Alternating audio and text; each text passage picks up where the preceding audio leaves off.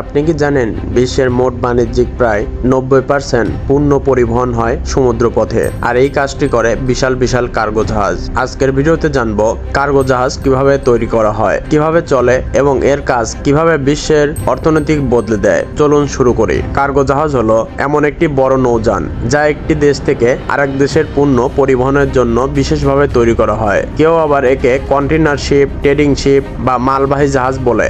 এই জাহাজগুলোতে থাকে হাজার হাজার কন্টেইনার, যেগুলো খাবার, গাড়ি, কাপড়, ইলেকট্রনিক, এমনকি একটি দেশ চালানোর মতো সব জিনিস পরিবহন করা যায়। কার্গো জাহাজ সাধারণত বিশাল শিপইয়ার্ডে তৈরি করা হয়, যেমন দক্ষিণ কোরিয়া, জাপান, চীন এবং তুরস্কে।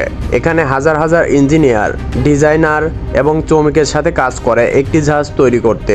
একটি জাহাজ বানাতে সময় লাগে 1 থেকে 3 বছর। প্রথম ধাপ হলো ডিজাইন।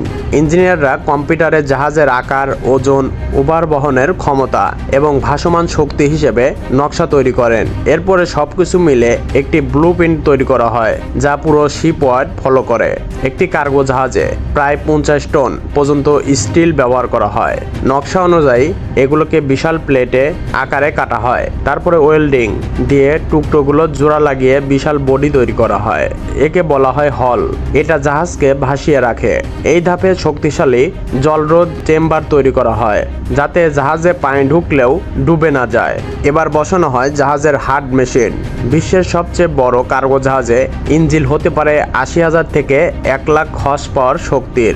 এছাড়াও বসানো হয় electronic system, satellite navigation, steering system. সব মিলে একটি ভাসমান শহর তৈরি করা হয়। কার্গো জাহাজের সবচেয়ে গুরুত্বপূর্ণ জায়গা হলো কন্টেইনার ডেক। এখানে একের পর এক কন্টেইনার রাখা হয়। বড় কার্গো শিপে 20,000-এরও বেশি কন্টেইনার বহন করতে পারে। এগুলোর ওজন ধরে রাখার জন্য বিশেষ লিঙ্ক সিস্টেম ও স্টিল ফ্রেম বসানো হয়, যার কারণে সমুদ্রে ঝড় হলেও কন্টেইনারগুলো নড়ে না। সব কাজ শেষ হলে জাহাজকে পানিতে নামানো হয়। তারপরে শুরু হয় টেইলার।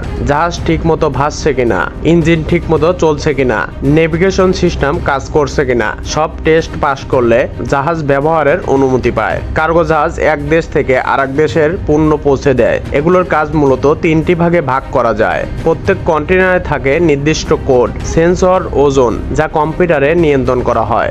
নেভিগেশন, ক্যাপ্টেন এবং অফিসাররা জিপিএস, রাউটার, স্যাটেলাইট ব্যবহার করে জাহাজ পরিচালনা করে। মাঝে মাঝে সমুদ্রের ঢেউ 30 থেকে 50 ফুট উঁচু হয়, সেগুলো কাটিয়ে জাহাজকে চালাতে হয়। নিরাপত্তা, জাহাজে থাকে fire system, life boat, marine officer. সব মিলিয়ে পূর্ণ এবং রিক্রুটদের নিরাপত্তা নিশ্চিত করে।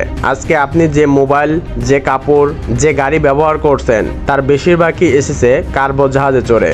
যদি একদিন কার্গো জাহাজ থেমে যায়, তাহলে পৃথিবীর বাজার 24 ঘন্টার মধ্যে ভেঙে পড়বে। সুতরাং বলা যায়, কার্গো শিপিং ছাড়া আধুনিক পৃথিবী চলবে না। এটাই ছিল কার্গো জাহাজ। পরের ভিডিওতে দেখা হবে। ধন্যবাদ।